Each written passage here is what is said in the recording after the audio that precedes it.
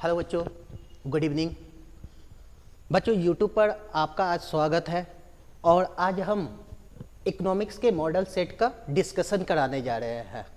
तो स्टार्ट करते हैं यूट्यूब के मॉडल सेट का डिस्कशन इकोनॉमिक्स के।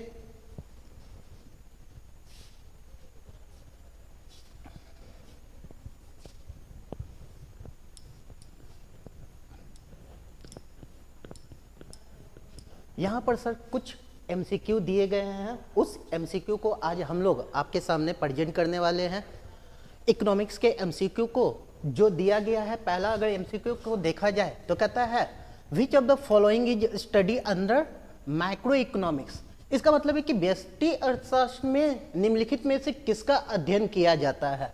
तो अगर देखा जाए बच्चों तो व्यष्टि अर्थशास्त्र में, चूंकि व्यष्टि अर्थशास्त्र यानी मैक्रो इकोनॉमिक्स को इंडिविजुअल यूनिट्स के नाम से भी जाना जाता है, तो अगर इंडिविजुअल यूनिट के नाम से जाना जाता है तो इसका जो करेक्ट आंसर होगा वो होगा option number D. Individual family भी आते हैं, इंडिविजुअल फर्म भी आते हैं और इंडिविजुअल इंडस्ट्री भी आते हैं। तो इसका ऑप्शन जो होगा वो ऑप्शन नंबर डी। इसी के आधार पर अब देखते हैं हम लोग बच्चों सेकेंड ऑब्जेक्टिव्स को, जो इस प्रकार से है। सेकंड में कहा गया है कि who gave the concept of limited resources and unlimited wants. इसका मतलब यह हुआ कि सीमित साधन एवं असीमित आवश्यकता का विचार किसने दिया। तो कहा गया है कि एडम स्मिथ ने, मार्शल ने, रॉबिन्स ने या सैमुअल्सन ने। अगर देखा जाए तो एडम स्मिथ जो अपने कॉन्सेप्ट को दिए हैं इकोनॉमिक्स का, वो वेल्थ रिलेटेड है। वहीं अगर मार्शल को देखा जाए उन्होंने वेलफेयर रिलेटेड दिया है, और अगर रॉबिन्स को देखा जाए तो रॉबिन्स ने स्केर्सिटी से रिलेटेड इकोनॉमिक्स के कॉन्सेप्ट को डिफाइन किया है। तो यहां पर ऑप्शन जो होगा बच्चों वो होगा ऑप्शन नंबर डी, रॉबिन्स इनका राइट करेक्ट आंसर है। उसी प्रकार से अब हम थर्ड क्वेश्चन की ओर चलते हैं। थर्ड क्वेश्चन क्या बोला गया है? थर्ड क्वेश्चन बोला गया है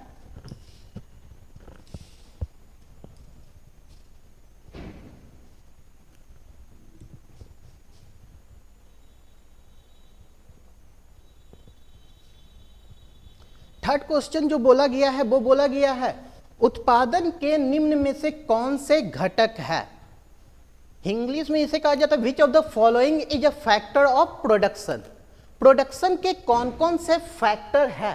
तो अगर प्रोडक्शन के फैक्टर को देखा जाए तो प्रोडक्शन के फैक्टर में लैंड को शामिल किया गया, लेबर को शामिल किया गया है और कैपिटल को शामिल किया गया है। तो यहां ऑप्शन अगर देखा जाए तो इनका ऑप्शन होगा option number D.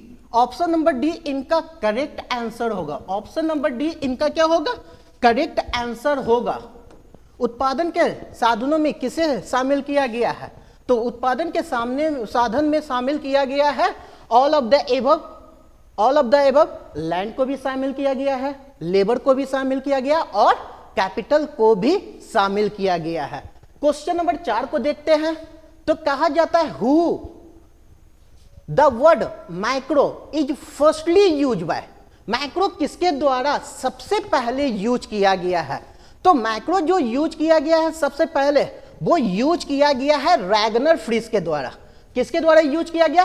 Ragnar फ्रिश। Option number D इसका करेक्ट आंसर है। ऑप्शन नंबर डी इसका करेक्ट आंसर है। रैगनर फ्रिश ने सबसे पहले मैक्रो इकोनॉमिक्स को डिफाइन किया है। उन्होंने इकोनॉमिक्स को 2 भागों में बांटा था। उन्होंने इकोनॉमिक्स को कितने भागों में बांटा था? 2 भागों में, एक को मैक्रो के अंतर्गत और एक को मैक्रो के अंतर्गत। तो कहा गया कि फर्स्टली यूज किसके द्वारा किया गया? फर्स्टली यूज किया गया आपका रैगनर फ्रिश। करेक्ट ऑप्शन नंबर है डी। करेक्ट ऑप्शन नंबर है डी। उसी प्रकार से बच्चों आगे चलते हैं। आगे कहता है macros which means small belong to. इसका मतलब होता है माइक्रोज जिसका अर्थ होता है छोटा। कौन से शब्द से जुड़ा हुआ है? कौन से शब्द से बना है? तो कहता है अगर इसका देखा जाए तो ऑप्शन है Arabian word, Greek word, German word, English word. तो ये जो ऑप्शन है उसका ऑप्शन करेक्ट ऑप्शन है, उसका करेक्ट ऑप्शन है ग्रीक वर्ड। किससे बना है, वो किससे बना हुआ गया है, तो मैक्रोज वर्ड जो बना है वो आपके ग्रीक वर्ड से बना है। Option number B is the right answer. इस एमसीक्यू का option number B right answer है। अब चलते हैं 6 क्वेश्चन की ओर। Which of the following is not a welfare economics. कहता है कि वो इकोनॉमिक्स का नाम बताए जो वेलफेयर से रिलेटेड नहीं है। इसका मतलब वो इकोनॉमिक्स का नाम बताए जो वेलफेयर से रिलेटेड अपने कॉन्सेप्ट नहीं दिए। तो अगर इसका देखा जाए तो इसका ऑप्शन नंबर जो है वो है आपका सी, जेबी से। किसने वेलफेयर से रिलेटेड कॉन्सेप्ट नहीं दिया है, उनका नाम है जेबी से। ऑप्शन नंबर सी, क्योंकि मार्शल आपके वेलफेयर से रिलेटेड है, प्रोफेसर पिगू भी उसी के वेलफेयर से रिलेटेड कॉन्सेप्ट दिए थे, कैनन भी उसी से रिलेटेड वेलफेयर से रिलेटेड उन्होंने इकोनॉमिक्स को डिफाइन किया था। तो ऑप्शन नंबर सी इनका क्या है, करेक्ट आंसर जेबी से। इन्होंने वेल्थ से रिलेटेड अपने कॉन्सेप्ट दिए थे। उसी प्रकार से आते हैं क्वेश्चन नंबर 7 की ओर। अर्थव्यवस्था की केंद्रीय समस्या क्या है, the central problem of an economy is. तो कहा गया है how to produce, for whom to produce और what to produce. What to produce, how to produce और फॉर हुम टू प्रोड्यूस। अगर इसके ऑप्शन को देखा जाए तो option number D is the right answer. Option number D इसका कौन सा आंसर होगा सर, सही आंसर होगा।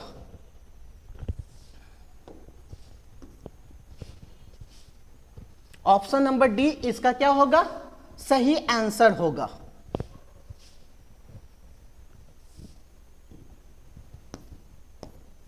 अब आगे की ओर बढ़ते हैं, आगे की ओर चलते हैं और क्वेश्चन नंबर 8 को देखते हैं।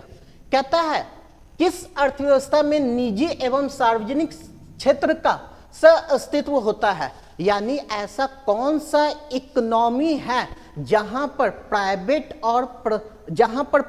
और पब्लिक दोनों का आपका एग्जिस्टेंस पाया जाता है। तो कहा जाता है कि उस इकोनॉमी को कहा जाता है मिक्स्ड इकोनॉमी। उस इकोनॉमिक्स को कौन सा इकोनॉमी कहा जाता है, मिक्स्ड इकोनॉमी। तो इसका जो ऑप्शन का आंसर होगा वो है आपके कौन से, option number C, mixed economy. वो ऑप्शन कौन सा होगा, वो ऑप्शन होगा option number C, mixed economy.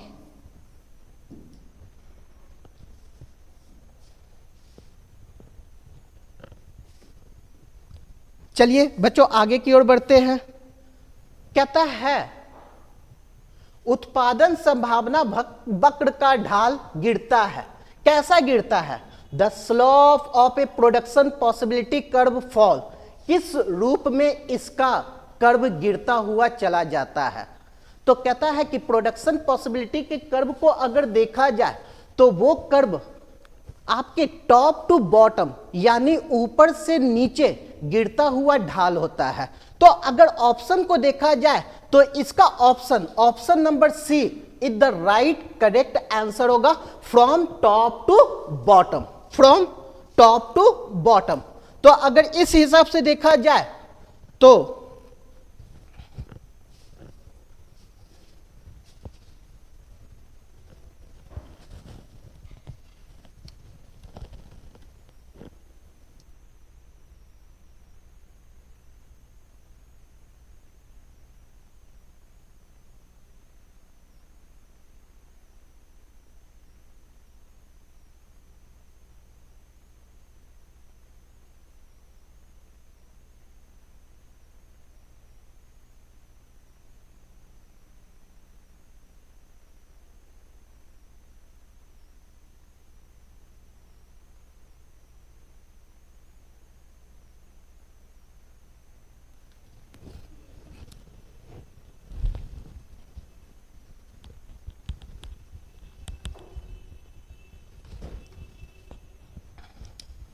चलो सॉरी बच्चों थोड़ा सा समय के लिए लेने के लिए।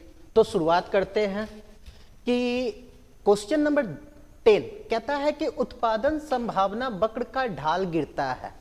कैसे गिरता है? प्रोडक्शन पॉसिबिलिटी कर्व जो आपके गिरते हैं वो किस रूप में गिरते हैं?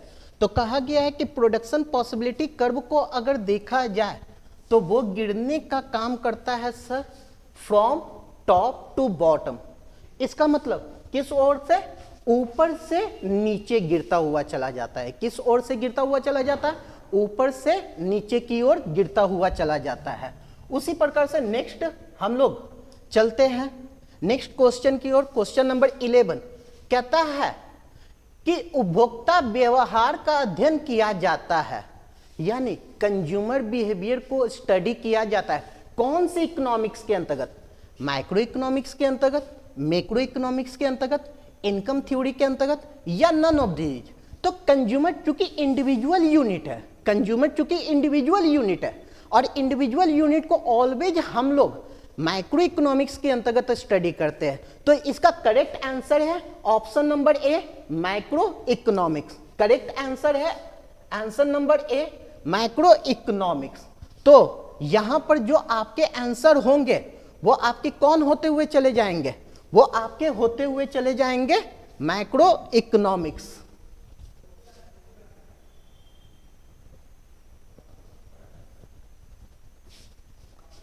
अब आगे की ओर बढ़ते हैं। आगे की ओर हमारा जो क्वेश्चन है वो क्वेश्चन नंबर 12 कहता है गोशन का प्रथम नियम निम्न में से कौन है? इसका मतलब कि गोशन ने पहला लॉ कौन सा दिया? अगर गोशन का देखा जाए तो गोशन ने पहला लॉ दिया था law of diminishing marginal utility. उन्होंने कौन सा पहला लॉ दिया था? Law of diminishing marginal utility. इसको हिंदी में कहा जाता है सीमांत उपयोगिता ह्रास नियम। उसे हिंदी में क्या कहा जाता है? सीमांत उपयोगिता ह्रास नियम। यानी ऑप्शन नंबर बी इसका क्या हो जाएगा? करेक्ट आंसर हो जाएगा। ऑप्शन नंबर बी इसका क्या हो जाएगा? करेक्ट आंसर हो जाएगा law of diminishing marginal utility. क्या हो जाएगा सर?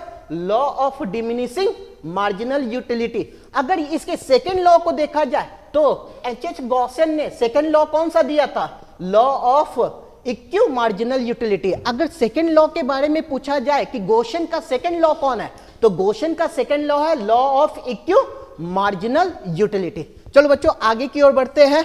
नेक्स्ट क्वेश्चन हमारा है, कहता है बजट रेखा क्या दर्शाती है? तो कहा जाता है कि अगर बजट लाइन को देखा जाए तो बजट लाइन क्या प्राइस रेशियो को दिखाता है, क्या इनकम रेशियो को दिखाता है, कॉस्ट रेशियो को दिखाता है, या नन ऑफ दीज को दिखाता है? अगर आपके से पूछा जाए कि बजट लाइन कौन से लाइन को दिखाता है, तो इसका करेक्ट आंसर है ऑप्शन नंबर ए, प्राइस रेशियो। क्या दिखाता है? Price ratio. तो यहां पर जो आपके करेक्ट आंसर होंगे वो आपके कौन से होंगे? Price ratio. नेक्स्ट क्वेश्चन की ओर बढ़ते हैं। क्वेश्चन नंबर है प्रोडक्शन पॉसिबिलिटी उदासीनता वक्र की ढाल निम्नलिखित में से किससे मापी जाती है? इंग्लिश में कहा जाता है from which of the following is the slope of indifference curve is measured. किसके द्वारा मापी जाती है? तो कहा जाता है अगर इसके ऑप्शन को देखा जाए, क्या increasing MRS, marginal rate of substitution, क्या मार्जिनल रेट ऑफ ट्रांसफॉर्मेशन के द्वारा दिया जाता है, मार्जिनल रेट ऑफ सब्स्टिट्यूशन के द्वारा दिया जाता है, या नन ऑफ दी? इसका करेक्ट ऑप्शन है ऑप्शन नंबर सी। किसके द्वारा मेजर किया जाता है इंडिफरेंस कर्व को? तो कहा जाता है वो मेजर किया जाता है आपके मार्जिनल रेट ऑफ सब्स्टिट्यूशन के द्वारा। तो option number C is the correct answer. उसी प्रकार से आगे की ओर बढ़ते हैं। नेक्स्ट क्वेश्चन हमारे पास कौन है?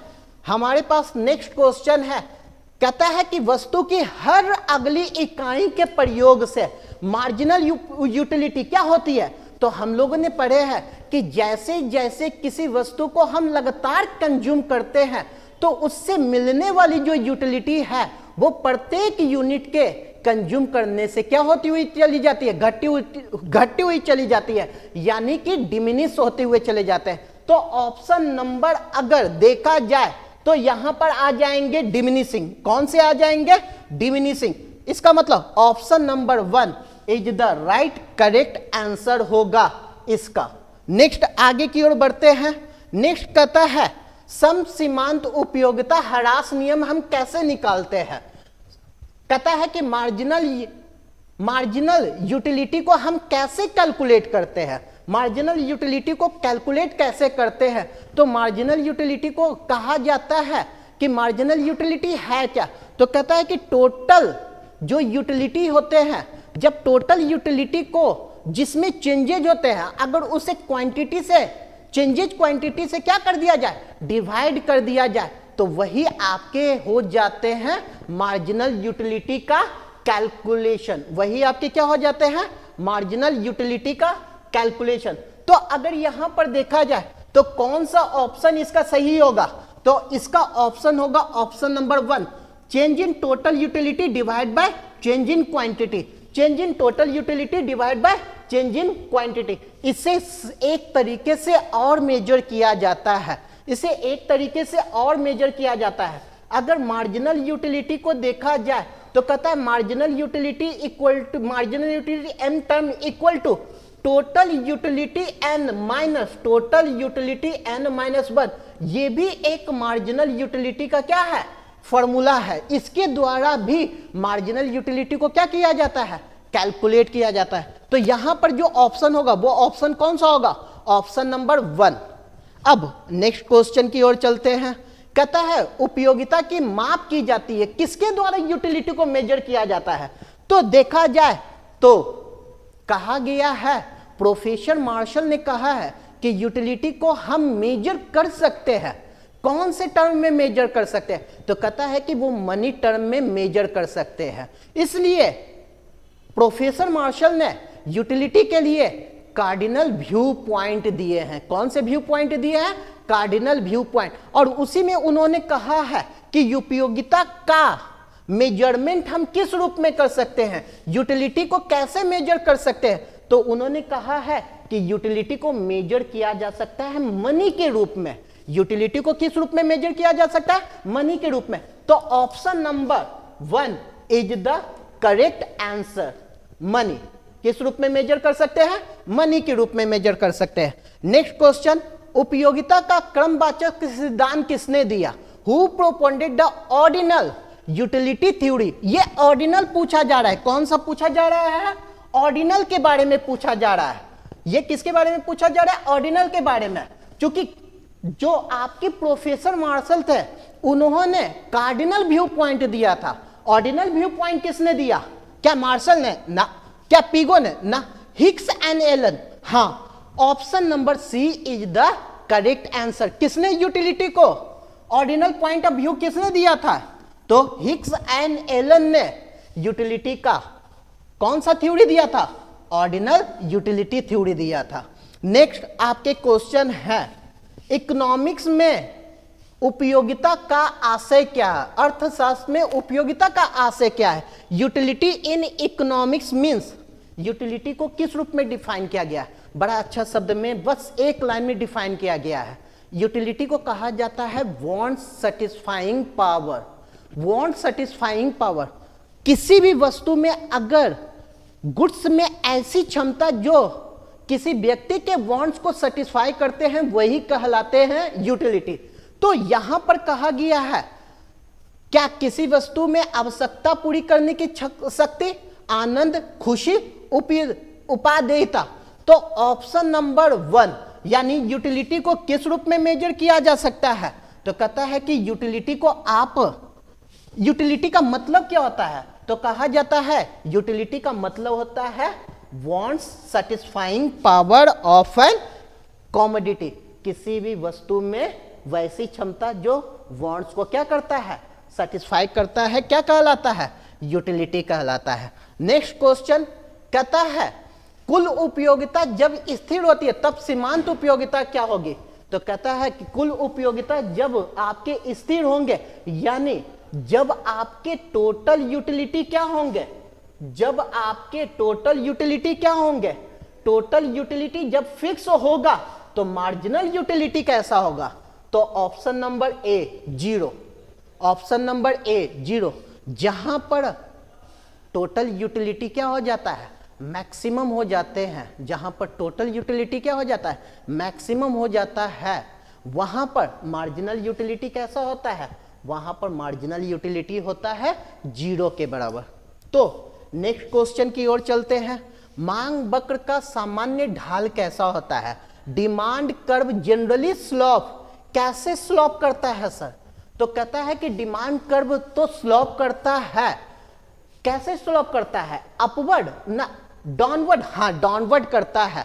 तो डाउनवर्ड कैसे करता है? तो कहता है लेफ्ट टू राइट, यानी ऊपर से नीचे की ओर गिरता हुआ चला जाता है, दाएं से बाएं, ऊपर से नीचे, दाएं से बाएं। तो इसका करेक्ट आंसर होगा downward, downward from left to right. Next question की ओर बढ़ते हैं।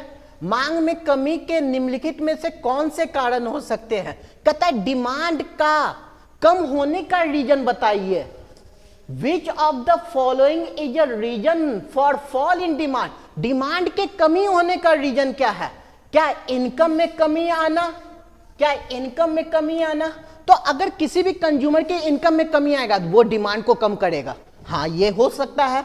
Fall in number of buyer, हाँ नंबर ऑफ बायर भी अगर मार्केट में कम होंगे तो डिमांड भी इससे क्या होगे, कमी आएंगे। थर्ड कहता है fall in taste of consumer, अगर कंज्यूमर की टेस्ट में भी कमी आएगा, गिरावट आएगा तो मांग में कमी आएगा। इसका मतलब option number D is the right answer, all of the above. Next question की ओर बढ़ते हैं। क्वेश्चन नंबर 23, ऐसी वस्तु जिनका एक दूसरे के बदले में प्रयोग किया जाता है, एक दूसरे के बदले में प्रयोग किया जाता है, यानी ऑल्टरनेटिव यूज। कहता है goods which can alternatively be use are called, उसे कौन सा गुड्स कहते हैं? तो उसे कहा जाता है सब्स्टिट्यूट गुड्स। कौन सा गुड्स कहा जाता है? Substitute goods. लेकिन अगर गुड्स एक दूसरे के साथ यूज किए जाते हैं तो उसे कहा जाता है कॉम्प्लीमेंट्री गुड्स। लेकिन यहां पर क्वेश्चन पूछा गया एक दूसरे के बदले में कौन सा गुड्स यूज किया जाता है, तो एक दूसरे के बदले में जो गुड्स यूज किया जाता है वो गुड्स है हमारा सब्स्टिट्यूट गुड्स। कौन सा गुड्स है? Substitute good. Option number B is the right answer. लेकिन अगर वही क्वेश्चन अगर पूछ दिया जाए कि एक दूसरे के साथ कौन से गुड्स को यूज किया जाता है, उस गुड्स का नाम बताए, तो वो रहेगा आपका कॉम्प्लीमेंट्री गुड्स। नेक्स्ट क्वेश्चन की ओर बढ़ते हैं। कॉफी के मूल्य में वृद्धि होने से चाय की मांग में क्या होगी सर? कॉफी के मूल्य में वृद्धि होने से चाय की मांग में क्या होगी? With the rise in coffee price the demand of T. अगर कॉफी का प्राइस बढ़ेगा तो कॉफी का डिमांड घटेगा, लेकिन लोग कहां शिफ्ट कर जाएंगे? टी पर शिफ्ट कर जाएंगे, तो चाय का डिमांड क्या हो जाएगा? बढ़ जाएगा। चाय का डिमांड क्या हो जाएगा? बढ़ जाएगा। तो इसका करेक्ट आंसर कौन सा होगा? तो इसका करेक्ट आंसर होगा ऑप्शन नंबर ए, राइज कर जाएगा। क्या हो जाएगा? राइज कर जाएगा। चाय का जो डिमांड होगा वो क्या होने लगेगा? बढ़ने लगेगा। नेक्स्ट क्वेश्चन, निम्नलिखित में स्थानापन्न वस्तुएं का उदाहरण है, यानी इसे कौन सा गुड्स कहा जाता है? इसे पूछ रहा है कि कौन हमारा सब्स्टिट्यूट गुड्स है, कौन हमारा सब्स्टिट्यूट गुड्स है। अब देखो यहां पर टी एंड शुगर के बारे में बात कर रहा है, तो ये दोनों एक साथ यूज किए जाते हैं। चाय और शुगर एक साथ यूज किए जाते हैं, शूज और सॉक्स एक साथ यूज किए जाते हैं, उसी प्रकार पेन और इंक एक साथ यूज किए जाते हैं। तो यहां पूछा है कि कौन सब्स्टिट्यूट गुड्स है, और सब्स्टिट्यूट गुड्स का मतलब एक दूसरे के लिए यूज करना। तो option number D is the right answer, T and coffee एक दूसरे के बदले में यूज किए जाते हैं। इसे को ही हम लोग कौन सा गुड्स कहते हैं? यही गुड्स हमारा कहलाता है सब्स्टिट्यूट गुड्स। नेक्स्ट क्वेश्चन कहता है विलासिता की वस्तुओं की मांग कैसी है? For luxury goods the demand is, luxury goods का डिमांड कैसा है? लग्जरी गुड्स का डिमांड कैसा होता है? तो कहा जाता है कि अगर लग्जरी गुड्स के डिमांड को देखा जाए तो वो कैसे होते हुए चले जाते हैं? तो वो होते हुए चले जाते हैं हाईली इलास्टिक। कैसे होते हैं? Highly elastic. हाईली इलास्टिक का मतलब क्या? इसमें काफी ज्यादा चेंजेज आएंगे। अगर इसके प्राइस में चेंजेज आएंगे तो इसके इलास्टिसिटी में भी क्या होते हैं? काफी ज्यादा चेंजेज आते हैं। इसलिए option number C is the right answer. Next चलते हैं क्वेश्चन नंबर 27 की ओर। इकाई से कम मांग की लोच को निम्नलिखित में कौन व्यक्त करता है? कहता है which of the following shows elasticity less than 1। कौन सा ऐसा गुड्स है जो इलास्टिसिटी को 1 से कम बताता है? तो वो गुड्स है सर आपका नेसेसरी गुड्स। कौन सा गुड्स है? Necessary goods. नेसेसरी गुड्स एक ऐसा गुड्स है जिसके प्राइस में चेंजेज होने से उसके इलास्टिसिटी में क्या चेंजेज आ जाता है? तो उसके इलास्टिसिटी क्या हो जाते हैं? लेस देन 1 हो जाते हैं। Next question, question number 28। मांग की लोच मांगने के लिए, मापने के लिए प्रतिशत या अनुपातिक राशि का प्रतिपादन किसने किया था? यानी मांग की लोच के जो परसेंटेज या प्रोपोर्शनेट मेथड है, परसेंटेज या प्रोपोर्शनेट मेथड, तो यहां पर देखा जाए तो कहता है कि परसेंटेज या प्रोपोर्शनेट मेथड को किसने प्रोपोन किया, किसने सबसे पहले इसे डिफाइन किया? तो उस इकोनॉमिक्स का नाम था प्रोफेसर फ्लक्स। किसने सबसे पहले बताया था? किसने परसेंटेज और प्रोपोर्शनेट मेथड को दिया था? तो उनके नाम में प्रोफेसर फ्लक्स। अगर यही मार्शल के बारे में बोला जाए तो मार्शल ने भी मेथड दिया था इलास्टिसिटी ऑफ डिमांड को मेजर करने का, लेकिन उनका कौन सा इलास्टिसिटी ऑफ डिमांड को मेजर करने का मेथड था? तो उनका था टोटल एक्सपेंडिचर मेथड।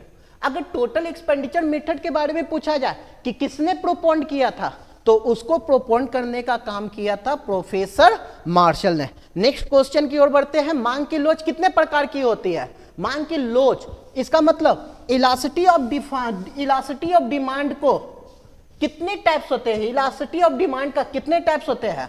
तो हम लोगों ने पढ़ा था कि इलास्टिसिटी ऑफ डिमांड को देखा जाए तो elasticity of demand greater than 1 हो सकता है, elasticity of demand less than 1 हो सकता है, elasticity of demand equal to 1 हो सकता है, इलास्टिसिटी ऑफ डिमांड इनफिनाइट हो सकता है, elasticity of demand equal to 0 हो सकता है। तो इस हिसाब से देखा जाए तो ये कितने प्रकार के हो रहे हैं? तो ये 5 प्रकार के हो रहे हैं। तो how many types of elasticity of demand? Option number B is the right answer. 5 types के होते हैं। ED greater than 1, ED less than 1, ED equal to 1, ED equal to infinite, ED equal to 0।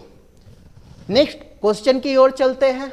कहता है स्थानापन्न वस्तुओं की मांग की लोच होती है। कैसी होती है sir? Elasticity of demand for substitute goods. Substitute goods का इलास्टिसिटी कैसा होता है? तो कहा जाता है अगर सब्स्टिट्यूट गुड्स के इलास्टिसिटी को देखा जाए तो वो होते हैं पॉजिटिव। कैसे होते हैं? पॉजिटिव। क्योंकि अगर सब्स्टिट्यूट गुड्स में एक गुड्स की कमी होती है तो दूसरे गुड्स का डिमांड खुद ब खुद क्या हो जाता है? बढ़ जाता है। तो किस रूप में होता है? पॉजिटिवली रूप में होता है। किस रूप में होता है? पॉजिटिव। ऑप्शन नंबर बी इसका करेक्ट आंसर है। नेक्स्ट 31। यदि उपभोक्ता की आय में वृद्धि से वस्तु X की मांग कम हो जाती है तो वस्तु X क्या होगी? If the increase in income of consumer reduce the demand of commodity X, the commodity X will be. अगर आपकी इनकम बढ़ते हैं तो आप कौन से गुड्स को यूज करना कम कर दोगे? तो कहता है उस गुड्स को कहा जाता है, क्या उसे हम लोग लाइफ सेविंग गुड्स कहेंगे, इसेंशियल गुड्स कहेंगे, लग्जरी गुड्स कहेंगे या गिफ्ट इन गुड्स कहेंगे? तो करेक्ट आंसर है आपका gift in goods. Gift in goods एक ऐसा गुड्स है जो इनकम के बढ़ने से उसके जो डिमांड होते हैं वो डिमांड में धीरे धीरे क्या होने लगती है? कमियां आ जाती है। नेक्स्ट क्वेश्चन की ओर चलते हैं। कहता है मांग की कीमत लोच से अभिप्राय क्या है? इंग्लिश में कहा जाता है price elasticity of demand mean. Price elasticity of demand means, यानी प्राइस इलास्टिसिटी ऑफ डिमांड किसे कहा जाता है? तो अगर इसके ऑप्शन को देखा जाए तो करेक्ट ऑप्शन है option number A, change in demand due to change in price. कि डिमांड में चेंजेज आने से जो आपके प्राइस में चेंजेज आने से जो आपके डिमांड में चेंजेज आते हैं उसे ही हम लोग क्या कहते हैं? प्राइस इलास्टिसिटी ऑफ डिमांड कहते हैं। उसे ही क्या कहा जाता है? Price elasticity of demand. Question number 33 की ओर चलते हैं। कहता है उत्पादन फलन में उत्पादन किसका फलन है? In production function, production is a function of, production किसका फंक्शन है? प्रोडक्शन किनका फंक्शन है? तो अगर देखा जाए क्या वो प्राइस का है? नहीं। अगर प्रोडक्शन के फंक्शन को देखा जाए तो वो है आपका option number B, factor of production. Production के लिए जो भी फैक्टर को यूज किया जाता है, प्रोडक्शन के लिए जो भी फैक्टर को यूज किया जाता है, लैंड हो, लेबर हो, कैपिटल हो, एंटरप्रेन्योरशिप हो या एंटरप्रेन्योर हो, ये सब आपके प्रोडक्शन के फंक्शन कहलाते हैं। सब क्या कहलाते हैं? प्रोडक्शन के फैक्टर। और यहां पर प्रोडक्शन के जो आपके पूछा जाता है कि प्रोडक्शन फंक्शन में प्रोडक्शन क्या है, प्रोडक्शन फंक्शन में उत्पादन किसका फलन है? तो वो है आपका फैक्टर ऑफ प्रोडक्शन का। नेक्स्ट क्वेश्चन की ओर बढ़ते हैं। क्वेश्चन नंबर 34, दीर्घकालीन उत्पादन फलन का संबंध निम्नलिखित में से किससे है? Long run production function is related to which of the following? किससे रिलेटेड है long run production function? Law of demand से, law of increasing return, law of return to scale या elasticity of demand? Option number C is the correct answer. Return to scale, law of return to scale आपके long run production function है। कौन है? Long run production function. अगर यही पूछ दिया जाए कि शॉर्ट रन प्रोडक्शन फंक्शन कौन से होंगे, तो वो हो जाएगा लॉ ऑफ वेरिएबल प्रोपोर्शन या law of return two factor, या उसे क्या कहा जाता है? Law of return two factor कहा जाता है। ये शॉर्ट रन से है। ये किससे है? शॉर्ट रन से। लेकिन लॉन्ग रन से कौन है? Return to scale, law of return to scale. Next question की ओर चलते हैं। कहता है परिवर्तनशील अनुपात का नियम किससे संबंधित है? जस्ट अभी मैंने बताया कि वेरिएबल प्रोपोर्शन किससे रिलेटेड है, तो मैंने अभी जस्ट ऑप्शन बताया, वो है आपका शॉर्ट रन से रिलेटेड। किससे रिलेटेड है? शॉर्ट रन यानी शॉर्ट टर्म से रिलेटेड है। नेक्स्ट क्वेश्चन, क्वेश्चन नंबर 36 कहता है जब औसत उत्पाद एपी अधिकतम होता है तब सीमांत उत्पाद कैसा होगा?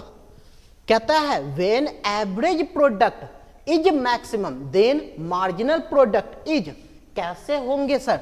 तो ये हो जाएंगे आपके, कहता है equal to average production, less than average production, more than average production, या can be any one of the above, इसमें से कोई भी हो सकते हैं।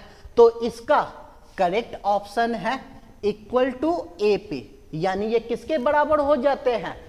एवरेज प्रोडक्ट के बराबर हो जाते हैं। किसके बराबर हो जाते हैं? एवरेज प्रोडक्ट के बराबर हो जाते हैं। नेक्स्ट क्वेश्चन, क्वेश्चन नंबर 37, एक फर्म का उत्पादन फलन है, एक फर्म का उत्पादन फलन है, the production function is a firm. अभी जस्ट मैंने बताया कि प्रोडक्शन के फंक्शन किसके फलन है, तो अगर इसको देखा जाए तो प्रोडक्शन के फंक्शन के जो प्रोडक्शन के फंक्शन जो है वो कौन है? प्रोडक्शन है, relationship between input and output है, कॉस्ट है या फैक्टर्स है? तो इसका राइट करेक्ट आंसर है relationship between input and output. ये किसके रिलेशन को बताता है? तो इनपुट और आउटपुट के रिलेशन को बताता है। इसी को हम लोग क्या कहते हैं? प्रोडक्शन फंक्शन कहा जाता है। नेक्स्ट क्वेश्चन देखो, ये क्वेश्चन कहता है जब 100 इकाई उत्पादन करने की कुल स्थिर लागत 30 है, रुपए 30 हो, और औसत परिवर्तन लागत रुपए 3 हो, तो कुल लागत होगी। ये आपका सर न्यूमेरिकल है। कहता है when total fix cost is production of 100 unit is ₹30 and the average variable cost ₹3, then the total cost। तो कहता है अगर टोटल कॉस्ट को देखा जाए तो यहां पर फॉर्मूला होता है टोटल कॉस्ट इक्वल टू क्या, तो total fix cost plus total variable cost, total fix cost plus total variable cost, यही आपका कौन सा कॉस्ट कहलाता है, टोटल कॉस्ट। तो यहां पूछा क्या जा रहा है कि टोटल कॉस्ट कितना होगा जब 100 यूनिट प्रोड्यूस किए जाएंगे। तो अगर देखा जाए तो फिक्स कॉस्ट के बारे में इन्होंने दे रखा है कि फिक्स कॉस्ट कितना है 30, तो यहां पर चूंकि 30 तो मेरे को पता चल जाएगा, लेकिन मेरे को चाहिए क्या, total variable cost. Total variable cost के अंतर्गत इन्होंने एवरेज वेरिएबल कॉस्ट दिया है। कौन से कॉस्ट को डिफाइन किया है, एवरेज वेरिएबल कॉस्ट कितने रुपए का है, 3 रुपए का है। अगर एवरेज वेरिएबल कॉस्ट के फॉर्मूला को देखा जाए तो एवरेज वेरिएबल कॉस्ट कहता है total variable cost divide by quantity, total variable cost divide by quantity. तो इसी के रूप में अगर हम यहां पर टोटल वेरिएबल कॉस्ट को अगर कैलकुलेट करना चाहेंगे तो एवरेज वेरिएबल कॉस्ट किससे मल्टीप्लाई हो जाएंगे, क्वांटिटी से। तो एवरेज वेरिएबल कॉस्ट 3 है और क्वांटिटी कितने हैं, 100 है, तो टोटल मिला के कितने हो गए 300। तो टोटल वेरिएबल कॉस्ट 300, दोनों मिलके कितने हो जाएंगे 330। तो इसका करेक्ट आंसर होगा बच्चों 330। इसका करेक्ट आंसर कितना होगा, ऑप्शन नंबर डी 330। नेक्स्ट आते हैं क्वेश्चन पर। कहता है औसत लागत वक्र का आकार कैसा होता है, the shape of average cost curve is. तो हम लोगों ने क्लास में पढ़ा है कि अगर एवरेज कॉस्ट के शेप को देखा जाए तो चूंकि इस पर law of variable proportion applicable होता है, और जब law of variable proportion applicable होता है तो इसका शेप किस रूप में बन जाता है, तो कहा जाता है इसका शेप बन जाता है यू टर्न के आधार पर। किस टर्न के आधार पर, यू टर्न के आधार पर। तो इसका करेक्ट आंसर होगा इसका शेप यू। अब यहां पर कौन सा ऑप्शन है, U shape, option number A is the correct answer. Next question कहता है निम्न में से कौन सा कथन सत्य है, which of the following statement is true.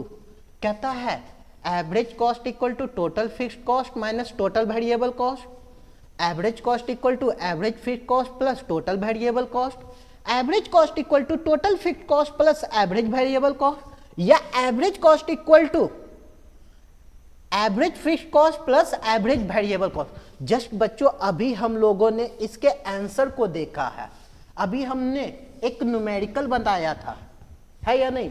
तो अगर उसके हिसाब से देखा जाए तो एवरेज कॉस्ट किसके बराबर होता है, तो वो बराबर होता है आपका एवरेज फिक्स्ड कॉस्ट और एवरेज वेरिएबल कॉस्ट। जब ये मिल जाते हैं तो ये कौन सा कॉस्ट बन जाता है, ये बन जाता है एवरेज कॉस्ट। कौन सा कॉस्ट बन जाता है, एवरेज कॉस्ट। इसका मतलब question number D is the correct answer.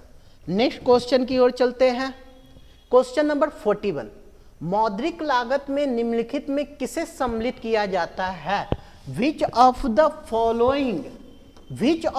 Following is included in monetary cost. Monetary cost को आप मनी कॉस्ट भी कर सकते हो। तो मनी कॉस्ट में कौन कौन से कॉस्ट शामिल होते हैं, तो मनी कॉस्ट वो कॉस्ट को कहा जाता है जो मनी के रूप में खर्च किए जाते हैं। तो इसके अंतर्गत कौन कौन से कॉस्ट होते हैं सर, वो कॉस्ट आपके इम्प्लिसिट कॉस्ट के बारे में बोला, नॉर्मल प्रॉफिट के बारे में बोला, एक्सप्लिसिट कॉस्ट के बारे में बोला, या ऑल ऑफ द एबव। तो मॉनेटरी कॉस्ट में आपके इम्प्लिसिट कॉस्ट भी शामिल होते हैं, नॉर्मल प्रॉफिट भी शामिल होते हैं और एक्सप्लिसिट कॉस्ट भी शामिल होते हैं। तो option number D is the right answer. Next question, निम्नलिखित में कौन स्थिर लागत नहीं है। क्वेश्चन गौर से पढ़िएगा, उन्होंने कहा कि कौन फिक्स्ड कॉस्ट नहीं है। इंटरेस्ट फिक्स्ड कॉस्ट है, कैपिटल पर चार्ज किया जाता है। इंश्योरेंस प्रीमियम ये भी फिक्स्ड कॉस्ट है, प्रत्येक साल आपको इक्वली रूप में दिया जाता है, देना पड़ता है। कहता है फैक्ट्री रेंट ये भी आपके फिक्स्ड कॉस्ट है, क्योंकि ये इनकर्ड होंगे ही होंगे चाहे प्रोडक्शन करो या ना करो। तो आपके option number C, cost of raw material, ये आपके फिक्स्ड कॉस्ट नहीं है।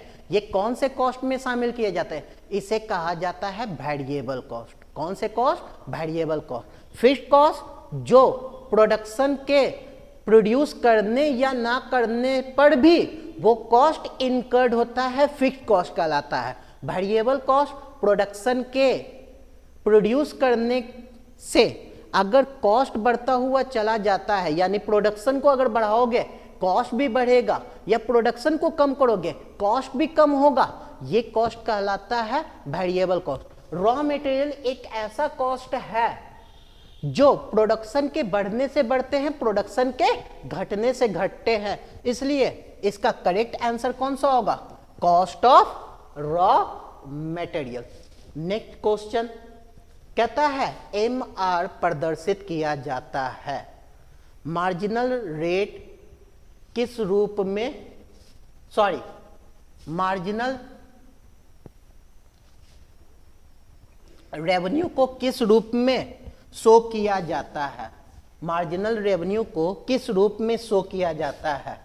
तो इसका करेक्ट आंसर है change in total revenue divide by change in quantity. Change in total revenue divide by change in quantity. Next question, question number 44, किस बाजार में एवरेज रेवेन्यू आपके मार्जिनल रेवेन्यू होता है? किस बाजार में average revenue AR equal to marginal revenue होता है? AR किसके बराबर है? मार्जिनल रेवेन्यू के बराबर है। तो कहता है which market, in which market average revenue equal to marginal revenue? Monopoly में, मोनोपोलिस्टिक कंपटीशन में, बोथ A एंड B में, या परफेक्ट कंपटीशन में?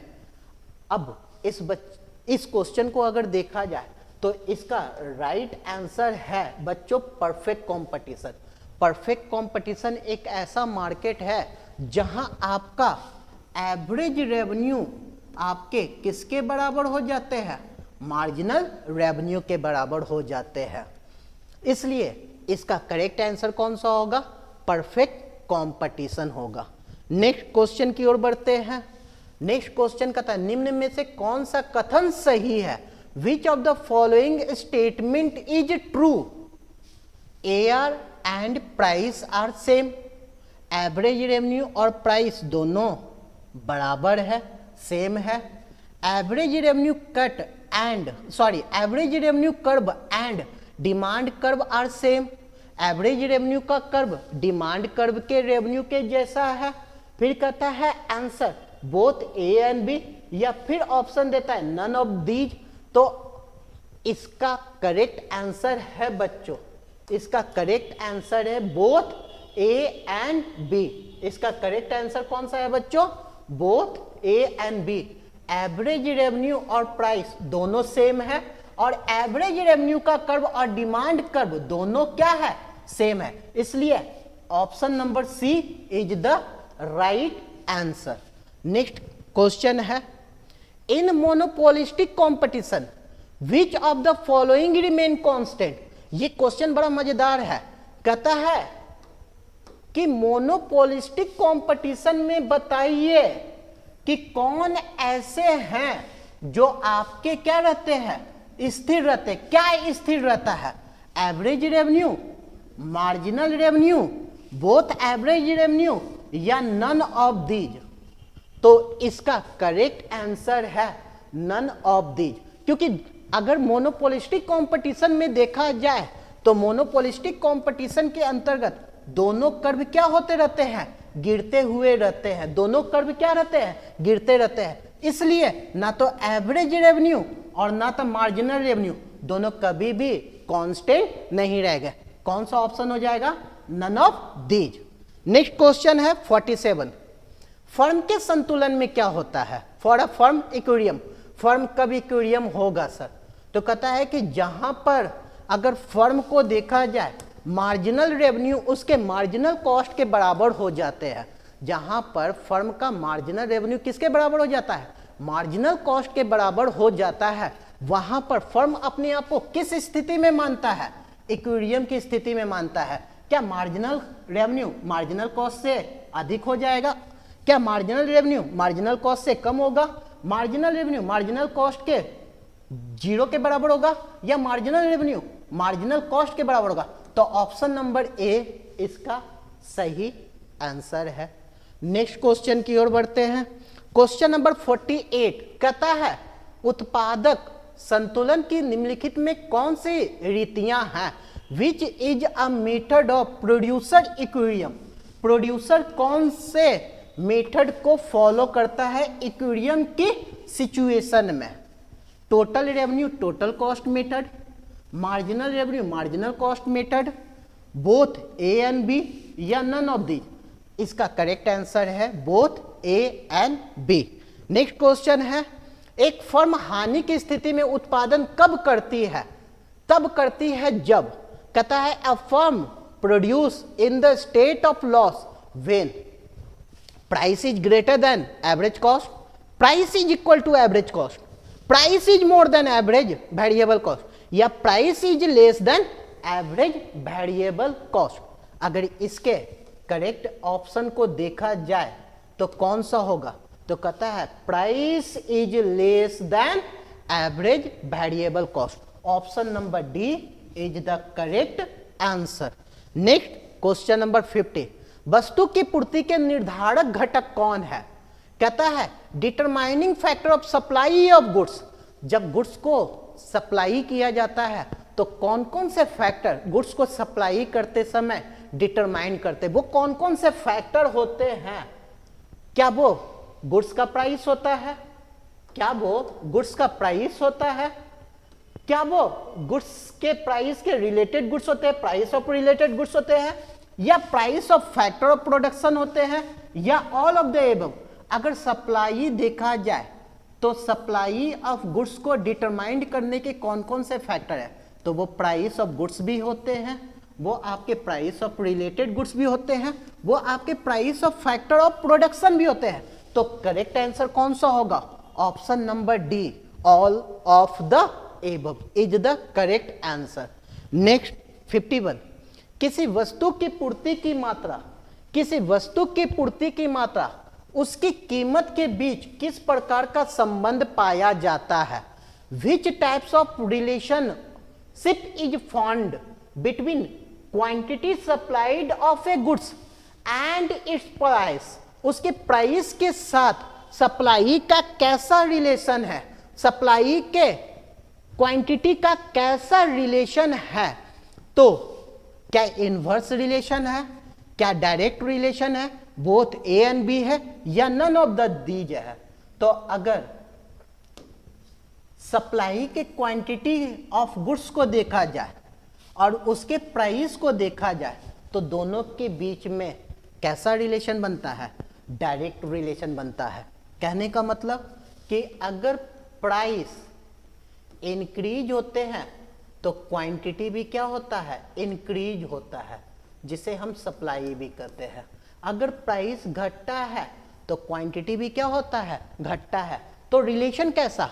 दोनों के बीच डायरेक्ट रिलेशन है। लेकिन अगर यही सप्लाई के जगह पर अगर डिमांड पूछ देता तब इसका आंसर कौन सा होता? तब इसका आंसर इनवर्स होता, क्योंकि प्राइस के बढ़ने से डिमांड घटते हैं और प्राइस के घटने से डिमांड बढ़ते हैं। तो वहां पर रिलेशन कैसा बन जाता है? इनवर्स। तो यहां पर option number B direct relation सही है। नेक्स्ट आपके क्वेश्चन है यदि किसी वस्तु की कीमत में कितने परसेंट की वृद्धि हो रही है? कहता है कि वस्तु की कीमत में 60% की वृद्धि हो रही है और सप्लाई में मात्र कितने परसेंट की वृद्धि हो रही है? तो कहता है कि सप्लाई में मात्र 5% की क्या हो रही है? वृद्धि हो रही है। राइज कितना कर रहा है? कहता है प्राइस राइज 60% कर रहा है और मात्र सप्लाई इंक्रीज कितना कर रहा है? 5% कर रहा है। तो कैसा होगा सर इसका सप्लाई? तो इसका सप्लाई कैसा होगा? इसका सप्लाई होगा इन इलास्टिक। कैसा होता हुआ चला जाएगा? इन इलास्टिक होता हुआ चला जाएगा। नेक्स्ट क्वेश्चन, क्वेश्चन नंबर 53 कहता है बाजार की निम्नलिखित में कौन सी विशेषता है। इसका मतलब ये पूछ रहा है कि बाजार के, मार्केट के कौन कौन से कैरेक्टरिस्टिक्स है। अगर मार्केट को देखा जाए तो एक एरिया होना चाहिए, एक कमोडिटी होने चाहिए, एक गुड्स होने चाहिए, बायर और सेलर होने चाहिए। अगर इस हिसाब से देखा जाए तो बाजार की कौन कौन सी विशेषता है, one area, presence of both buyers and seller, single price of the commodity या ऑल ऑफ द एबव। तो इसका सही जवाब है ऑल ऑफ द एबव। सही जवाब है। मार्केट के कैरेक्टरिस्टिक्स में किसको शामिल किया गया है, एक क्षेत्र को भी शामिल किया गया है, दोनों बायर और सेलर भी होने चाहिए, तीसरा सिंगल प्राइस भी होने चाहिए कमोडिटी के। इसलिए इसका राइट आंसर कौन सा होगा, all of the above. Next question की ओर चलते हैं। क्वेश्चन नंबर 54 कहता है बाजार स्थित जिसमें एक क्रेता हो। बाजार स्थित जिसमें क्या हो, एक क्रेता हो। क्रेता का मतलब जहां पर एक बायर पूछा जा रहा है। कौन सा मार्केट है जहां पर सिंगल बायर होते हैं, उस मार्केट को क्या कहा जाता है, मोनोपोली, ड्यूलोपोली, मोनोपोलिसोन या नॉन ऑफ द दीज। तो अगर एक सेलर के बारे में पूछा जाता तो वो होता मोनोपोली, लेकिन यहां पर पूछा जा रहा है कि वन बायर होने चाहिए, ओनली वन बायर होने चाहिए। तो इसका करेक्ट आंसर है मोनोपोली। कौन सा है, option number C is the correct answer.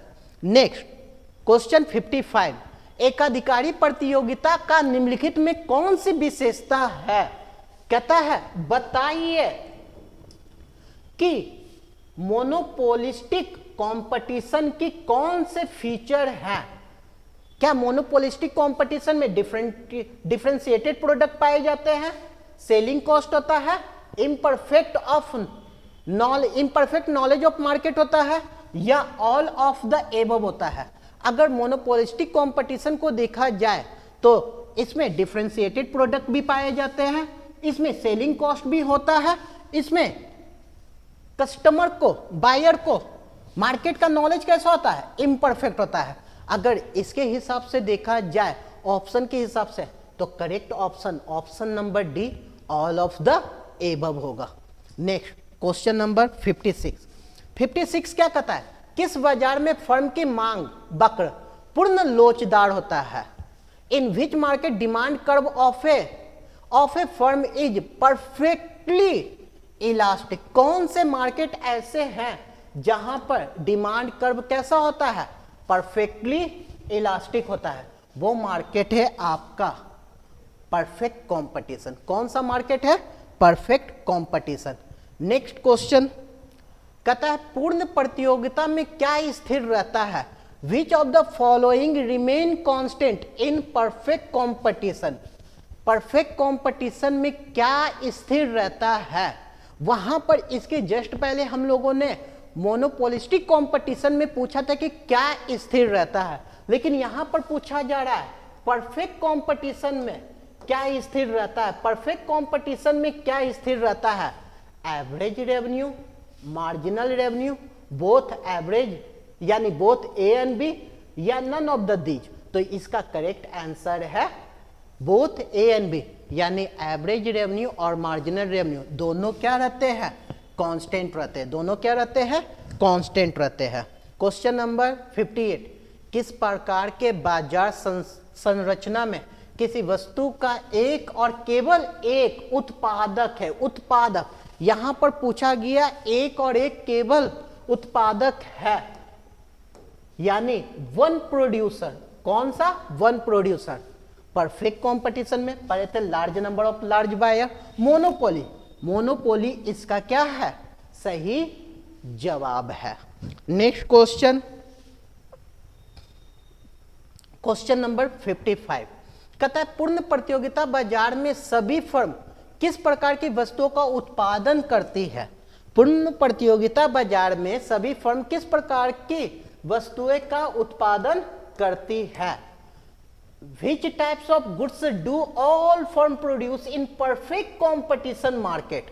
Perfect competition market में कैसे प्रोड्यूस किए जाते हैं, क्या नियर रिप्लेसमेंट होते हैं, होमोजीनियस होते हैं, डिफरेंशिएटेड होते हैं या इंफीरियर होते हैं? क्योंकि परफेक्ट कंपटीशन है तो यहां पर प्रत्येक प्रोड्यूसर किस रूप में गुड्स को प्रोड्यूस करते हैं? तो कहता है कि वो समरूप होते हैं, यानी एक जैसे होते हैं। नेक्स्ट क्वेश्चन 60, संतुलन कीमत के निर्धारक घटक कौन से हैं? कहता है which factor determined equilibrium price? कौन सा फैक्टर है जो इक्विलिब्रियम प्राइस को डिटरमाइन करता है? इक्विलिब्रियम प्राइस का मतलब जहां पर डिमांड और सप्लाई दोनों के द्वारा क्या किए जाते हैं? प्राइस कैलकुलेट किए जाते हैं। और जहां पर डिमांड और सप्लाई दोनों आपस में क्या हो जाते हैं? यूज किए जाते हैं, वहां मेरे को कौन सा प्राइस आता है? Equilibrium price. तो क्या demand of commodity, supply of commodity कि बोथ? तो इसका करेक्ट आंसर होगा बोथ ए एंड बी, यानी डिमांड फॉर कमोडिटी और सप्लाई फॉर कमोडिटी दोनों को यूज किया जाता है इक्विलिब्रियम प्राइस के डिटरमाइंड करते समय। नेक्स्ट क्वेश्चन है, किसी वस्तु की कीमत मांग और पूर्ति की शक्तियों द्वारा निर्धारित होती है? किसने कहा था? Who said price is determined by both demand and supply force? किसने कहा था कि किसी वस्तु के प्राइस को अगर निकालना है तो वहां पर डिमांड और सप्लाई दोनों फोर्स को यूज किया जाता है? तो उस इकोनॉमिक्स का नाम है professor Marshall. Option number C इसके क्या हो जाएंगे? करेक्ट आंसर हो जाएंगे। प्रोफेसर मार्शल ने कहा था कि प्राइस अगर किसी वस्तु का डिटरमाइन करना है तो डिमांड और सप्लाई दोनों को आपको क्या करना होगा? यूज करना होगा। नेक्स्ट क्वेश्चन आपके हैं, कीमत उस बिंदु पर निर्धारित होती है जहां कहता है price of commodity is determined at point where? कहां पर निर्धारित किए जाते हैं? कहता है demand for goods exceed, supply of goods exceed, demand of goods and supply of goods to be equal, या नन ऑफ दीज? तो कौन सा ऑप्शन तो कहा जाता है इसका होगा सर आपका ऑप्शन नंबर सी, जहां पर demand of goods and supply of goods दोनों आपस में क्या हो जाते हैं? बराबर हो जाते हैं। दोनों आपस में क्या हो जाते हैं? बराबर हो जाते हैं। नेक्स्ट क्वेश्चन की ओर चलते हैं। कहता है मांग में परिवर्तन के निम्नलिखित में कौन से कारक है? कहता है which types of following is reason of changing in demand? Demand में चेंज होने के कौन कौन से रीजन हैं? क्या कंज्यूमर की इनकम में बदलाव आना, क्या प्राइस के रिलेटेड गुड्स में बदलाव आना, क्या पॉपुलेशन इंक्रीज कर जाना, या ऑल ऑफ द एबव? अगर देखा जाए तो डिमांड में चेंजेस के रीजन, अगर कंज्यूमर का इनकम अगर बदलेगा तो डिमांड बदलेगा। अगर रिलेटेड गुड्स के जो प्राइस होंगे उसमें चेंजेज आएगा, डिमांड चेंज होगा। पॉपुलेशन अगर इंक्रीज कर गया तब भी डिमांड हमारा क्या हो जाएगा? चेंज हो जाएगा। तो option number D all of the above इसके सही जवाब है। नेक्स्ट, बाजार मूल्य पाया जाता है। कौन सा ऐसा मार्केट है जहां पर मार्केट प्राइस कहां पर पाया जाता है? मार्केट प्राइस कहां पर पाया जाता है? शॉर्ट पीरियड मार्केट में, लॉन्ग पीरियड मार्केट में, वेरी लॉन्ग पीरियड मार्केट में, या नन ऑफ दी? तो ऑप्शन नंबर ए शॉर्ट पीरियड मार्केट में कौन सा प्राइस पाया जाता है? Market price. लेकिन अगर वही नॉर्मल प्राइस के बारे में पूछा जाए तो याद रखिएगा वो नॉर्मल प्राइस लॉन्ग पीरियड के अंतर्गत, लॉन्ग पीरियड मार्केट में। लेकिन चूंकि यहां पर पूछा गया मार्केट प्राइस के बारे में तो वो कहां पर आते हैं? वो आते हैं शॉर्ट पीरियड मार्केट के अंतर्गत। नेक्स्ट, अति अल्प काल में पूर्ति होती है। In very short period supply will be कैसा होता है? वेरी शॉर्ट पीरियड में सप्लाई कैसा होता है सर? तो कहता है कि वेरी शॉर्ट पीरियड में अगर देखा जाए तो सप्लाई आपके परफेक्टली इनइलास्टिक होते हैं। कैसे होते हैं? परफेक्टली इनइलास्टिक होते हैं। क्वेश्चन नंबर 66, मांग अधिक की स्थिति होती है जब मांग की मात्रा अत्यधिक हो, demand is in a state of excess. Demand कब एक्सेस होगा? डिमांड कब एक्सेस होगा? कहता है जब क्वांटिटी ऑफ डिमांड हाई होगा, डिमांड एंड सप्लाई इक्वल होगा, demand is higher than supply होगा, या demand is less than supply होगा। देखो क्वेश्चन बड़ा अच्छा है। क्वेश्चन क्या बोला? क्वेश्चन कहा कि demand is in state of excess. कहां पर डिमांड ज्यादा होगा? तो ऑप्शन नंबर सी, डिमांड जब आपके ज्यादा होंगे किससे? सप्लाई से। जब आपका डिमांड ग्रेटर देन किससे होगा? जब डिमांड आपके ग्रेटर देन किससे होंगे? सप्लाई से। वहां पर डिमांड ऑलवेज आपका क्या हो जाएगा? हाई होगा। तो option number C is the right answer. Next आते हैं क्वेश्चन नंबर 37। क्वेश्चन नंबर 37 क्या कहता है? क्वेश्चन नंबर 37 कहता है साधन कीमत निर्धारण के निम्न में से कौन से घटक है? which is are the component of factors price determination। कौन कौन से फैक्टर के प्राइस को डिटर्मिनेशन करते समय यूज किए जाते हैं? तो नेशनल इनकम को जब हम लोगों ने कैलकुलेट करने के बारे में देखा था तो वहां पर बोला गया था कि फैक्टर प्राइस आपके रेंट, वेजेज, इंटरेस्ट सभी को कंसीडर करते हैं। किसको कंसीडर करते हैं? रेंट, वेजेज, इंटरेस्ट सभी को कंसीडर करते हैं। तो option number D, all of the above is the right answer. Next आपके आते हैं क्वेश्चन नंबर 68। कहता है समष्टि अर्थशास्त्र की निम्नलिखित में से कौन सी सीमाएं हैं? Which one of the following is the limitation of macro economics. Macro economics के लिमिटेशन कौन है?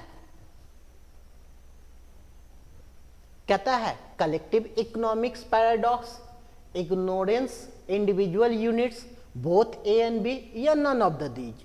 तो अगर मैक्रो इकोनॉमिक्स के लिमिटेशन को देखा जाए तो कलेक्टिव इकोनॉमिक्स पैराडॉक्स भी है और इंडिविजुअल यूनिट को इग्नोर करना भी है।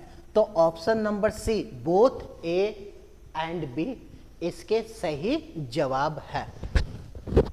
नेक्स्ट आते हैं क्वेश्चन नंबर 69। कहता है रोजगार सिद्धांत का संबंध किससे है? Employment theory is related to statistics economics, micro economics, macro economics, या नन ऑफ दीज। क्योंकि अगर इंडिविजुअल यूनिट्स को देखा जाए तो वो माइक्रो से रिलेटेड है, लेकिन वही अगर होल इकोनॉमिक्स को देखा जाए तो वो रिलेटेड है मैक्रो से। क्योंकि एम्प्लॉयमेंट होल इकोनॉमिक्स से रिलेटेड होते हैं, इसलिए यहां पर जो करेक्ट आंसर होगा वो होगा आपका मैक्रो इकोनॉमिक्स। कौन से हो जाएंगे? Macro economics. क्वेश्चन नंबर 70 की ओर बढ़ते हैं। समष्टि अर्थशास्त्र अध्ययन करता है, मैक्रो इकोनॉमिक्स स्टडी करता है। क्वेश्चन कर रहा है मैक्रो इकोनॉमिक्स किसको स्टडी करता है? तो अभी हमने कहा कि मैक्रो इकोनॉमिक्स के अंतर्गत होल इकोनॉमिक्स को शामिल किया गया, होल इकोनॉमी को शामिल किया गया है। तो उसके अंतर्गत fully employment, aggregate price level, gross national product, ये सब हमारे किससे रिलेटेड है? होल इकोनॉमी से रिलेटेड है। तो इसका करेक्ट आंसर होगा ऑल ऑफ द एबव। कौन से हो जाएंगे? All of the above. Next question है स्टॉक के अंतर्गत निम्नलिखित में कौन शामिल है? स्टॉक में किसे शामिल किया गया है? Which of the following is included in stock. Stock में किसे शामिल किया गया है? स्टॉक का मतलब होता है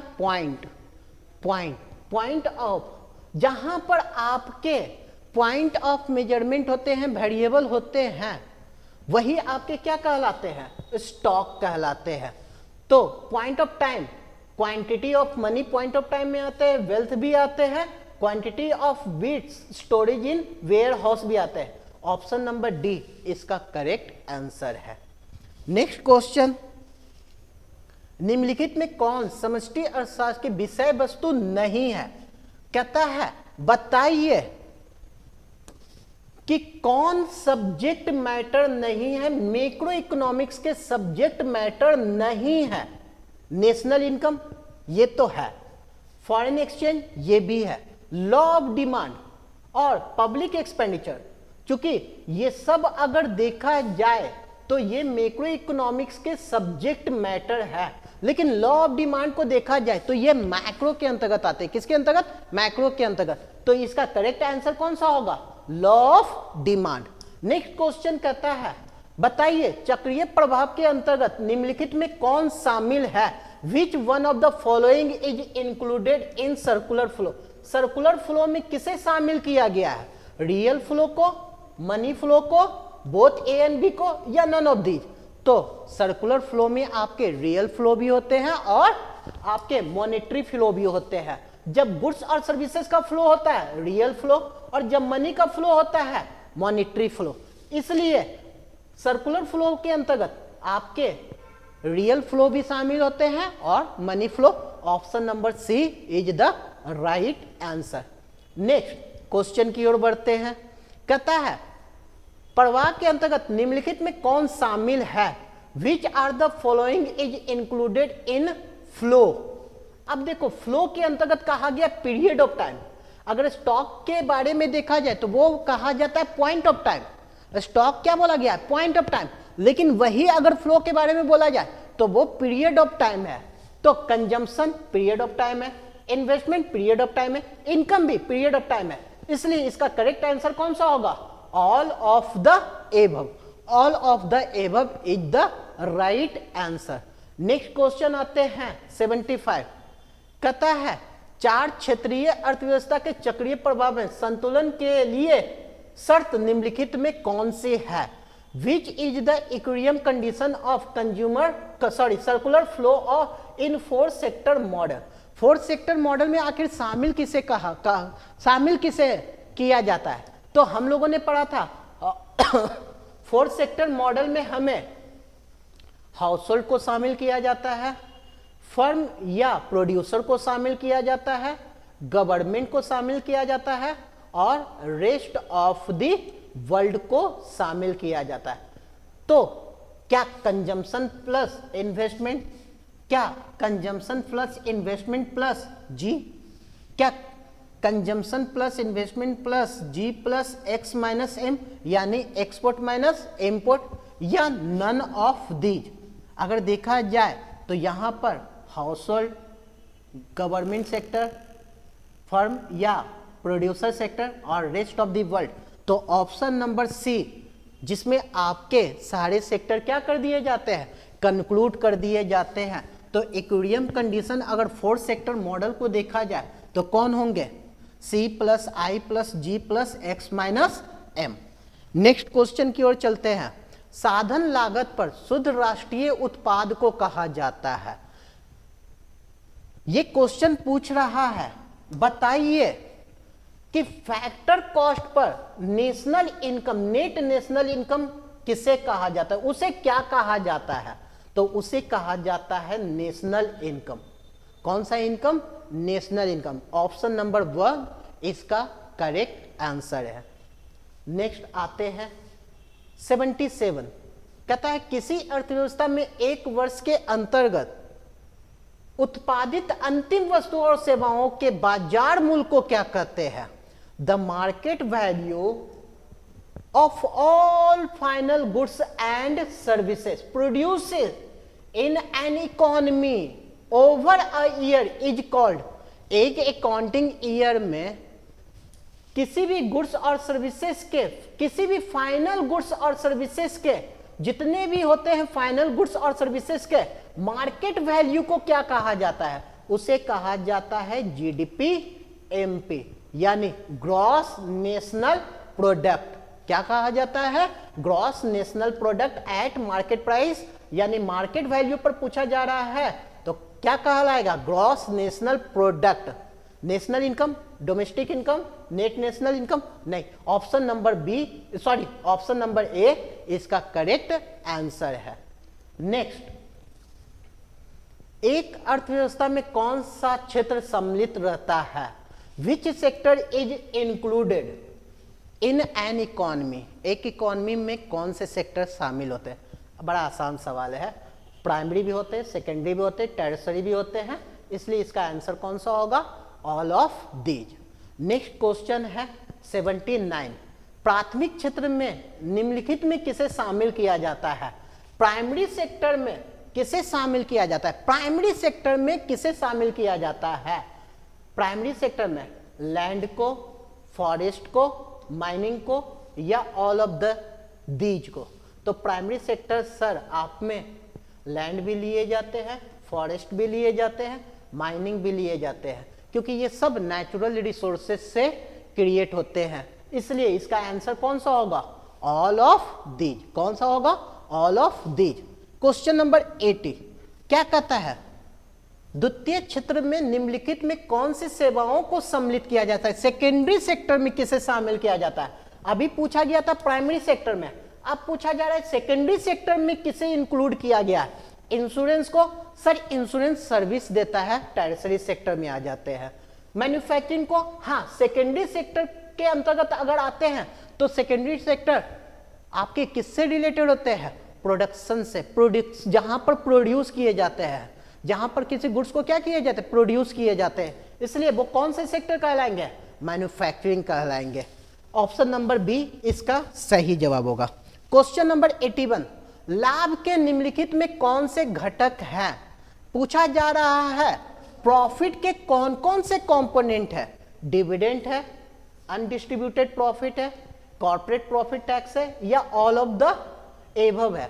तो अगर आप लोगों ने देखा था कि प्रॉफिट में आपके, क्योंकि प्रॉफिट से डिविडेंड भी दिया जाता है, प्रॉफिट से कुछ बचा के, प्रॉफिट से कुछ बचा के आपके रखे जाते हैं अनडिस्ट्रीब्यूटेड प्रॉफिट, और प्रॉफिट जो होते हैं उसी पर हम कॉर्पोरेट टैक्स भी पे करते हैं।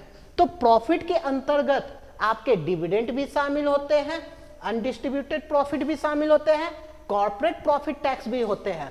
तो ऑप्शन नंबर डी इसका सही जवाब है। नेक्स्ट 82, वस्तु विनिमय प्रणाली के लाभ क्या है? सर हम लोगों ने पढ़ा था कि बार्टर सिस्टम होता क्या है, तो हम लोगों ने देखा था कि बार्टर सिस्टम कहा जाता है जहां पर गुड्स और गुड्स के बदले में गुड्स का एक्सचेंज किया जाता है। तो इसके एडवांटेजेस क्या है? क्या ये सिस्टम सिंपल है? तो कहा गया कि हाँ ये सिस्टम तो सिंपल है। मोर म्यूचुअल कोऑपरेशन है, हाँ यहाँ पर लोगों का ज्यादा आपसी तालमेल होता है। क्या इकोनॉमिक डिस्पैरिटी होते हैं? तो कहा गया कि यहाँ पर किसी भी प्रकार का कोई भी भेदभाव नहीं किया जाता है, कोई भी डिस्पैरिटी नहीं होते हैं।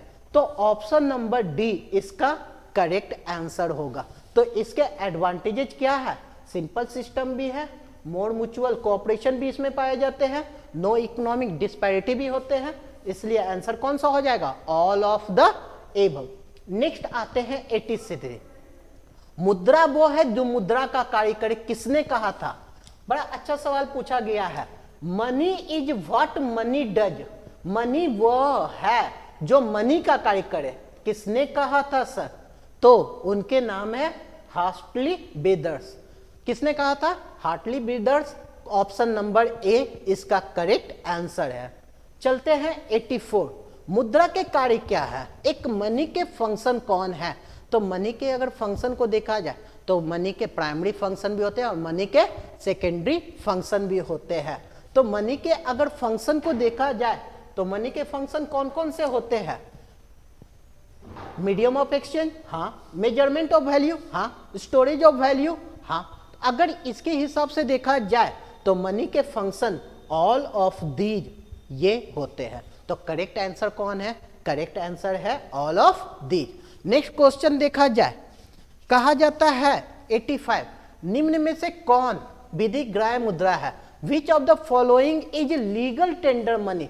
लीगल टेंडर मनी जिसे कानून के द्वारा प्रत्येक व्यक्ति के द्वारा क्या किया जाता है? एक्सेप्टेबल किया जाता है, जिसे कानून के द्वारा प्रत्येक व्यक्ति के द्वारा क्या किया जाता है, एक्सेप्टेड किया जाता है, उस मनी को कौन सा मनी कहा जाता है? क्या उसे क्रेडिट मनी कहा जाता है, सर्कुलेट पेपर मनी कहा जाता है, ड्राफ्ट कहा जाता है, या नॉन ऑफ दीज? तो चूंकि हमारे देश में अगर लीगल टेंडर मनी जो होते हैं जिसे प्रत्येक व्यक्ति द्वारा आसानी से स्वीकार किया जाता है, वो हमारा है पेपर मनी। तो ऑप्शन नंबर बी इसके सही जवाब है। नेक्स्ट 86, व्यापारिक बैंक के प्राथमिक कार्य कौन से है? यानी पूछा जा रहा है प्राइमरी फंक्शन कौन है कॉमर्शियल बैंक का? कॉमर्शियल बैंक का प्राइमरी फंक्शन पूछा जा रहा है, मेन फंक्शन। तो कॉमर्शियल बैंक क्या करते हैं सर? वो पब्लिक से जमा लेते हैं और उसी पैसे को लोन के रूप में देते हैं और मार्केट में क्रेडिट का क्रिएशन करते हैं। अगर प्राइमरी फंक्शन अगर कॉमर्शियल बैंक को देखा जाए तो कौन कौन से होते हुए चले जाते हैं? तो ऑप्शन यहां पर है accepting deposit, providing loan, credit creation, all of the above. तो इसके सही जवाब है आपके all of the above. Next question कहता है साख गुणांक होता है, क्रेडिट मल्टीप्लायर है। तो क्रेडिट मल्टीप्लायर क्या है सर? उन्होंने कहा 1/CRR, cash into 1/CRR, cash into CRR, या none of these? Correct answer है 1/CRR। क्रेडिट मल्टीप्लायर क्या है? 1/CRR। Correct option number A. Next आते हैं व्यापारिक बैंक। कॉमर्शियल बैंक क्या करता है? कॉमर्शियल बैंक है क्या? तो यहां पर देखा जाए तो कहता है इशू करेंसी नोट। क्या नोट इशू करता है? तो कॉमर्शियल बैंक नोट इशू नहीं करता है। एक्सेप्टिंग डिपॉजिट फ्रॉम कस्टमर, हाँ करता है। प्रोवाइडिंग लोन टू कस्टमर, हाँ करता है। ओनली बी एंड सी, तो इसका करेक्ट आंसर है only B and C, option number D. Next question पूछा जा रहा है केंद्रीय बैंक द्वारा कौन सी मुद्रा जारी की जाती है? केंद्रीय बैंक, सेंट्रल बैंक कौन सा मनी इशू करता है?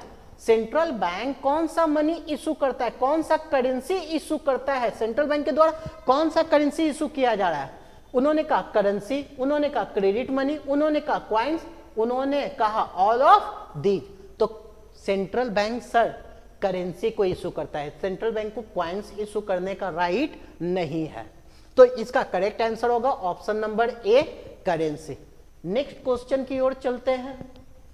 कहता है देश में कागजी नोट जारी करने का कार्य कौन करता है? देश में कागजी नोट जारी करने का काम कौन करता है? तो नोट इशू करने का सिर्फ और सिर्फ एक ही बैंक को राइट है। नोट इशू करने का सिर्फ और सिर्फ एक ही बैंक को राइट है और वो बैंक है हमारा सेंट्रल बैंक। कौन सा बैंक? Central bank.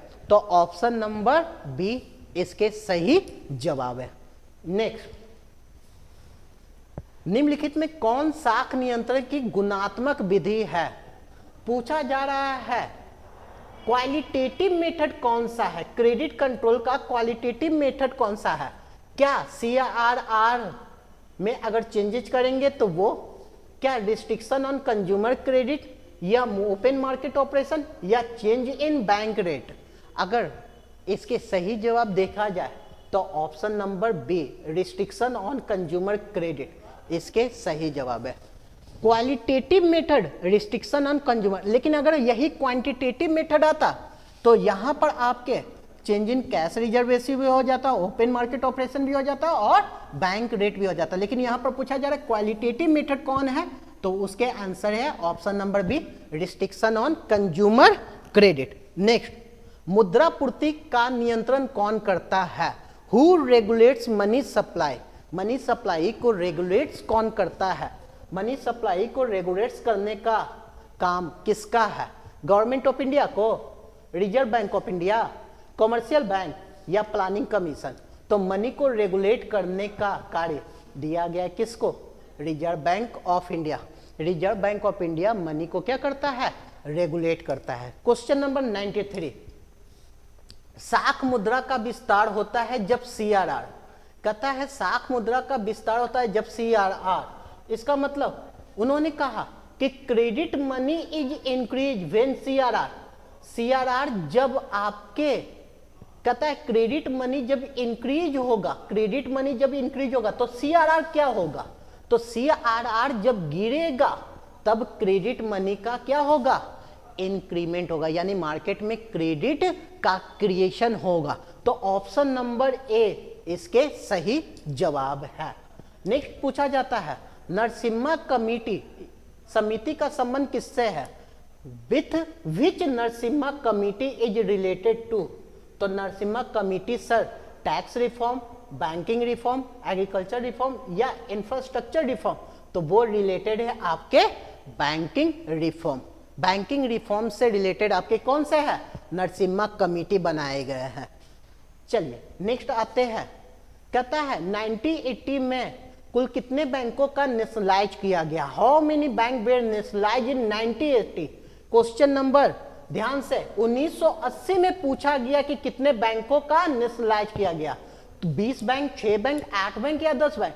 तो उस सिचुएशन में किया गया था 6 बैंक को, यानी ऑप्शन नंबर बी इसके क्या है, करेक्ट जवाब है। नेक्स्ट आते हैं महामंदी किस वर्ष आई थी, कहता है कि जो ग्रेट डिप्रेशन है वो किस साल आया था, तो वो आया था 1929 में। ऑप्शन नंबर सी इसके सही जवाब है। 97 आय एवं उत्पादन के संतुलन स्तर पर सामूहिक मांग में वृद्धि होने पर किसमें वृद्धि होती है, which increase due to increase in aggregate demand of equilibrium level of income and production. तो किसका इंक्रीमेंट होता है, एम्प्लॉयमेंट का, प्रोडक्शन का, इनकम का, या ऑल ऑफ द एबव। तो इसका सही जवाब है all of the above. Employment भी बढ़ता है, प्रोडक्शन भी बढ़ता है, इनकम भी बढ़ता है, इसलिए करेक्ट ऑप्शन कौन सा, option number D all of the above. 98 Keynes का गुणांक सिद्धांत निम्नलिखित में किसके बीच संबंध स्थापित करता है। किन्सन मल्टीप्लायर थ्योरी जो है वो रिलेशनशिप किसके बीच बताता है सर, तो किन्सन ने इन्वेस्टमेंट और इनकम के बीच में क्या बताया था, रिलेशनशिप बताया था। इसलिए किन्सन के थ्योरी किससे रिलेटेड होते हैं, इनकम और इन्वेस्टमेंट से। तो इसके करेक्ट आंसर है option number A income and investment.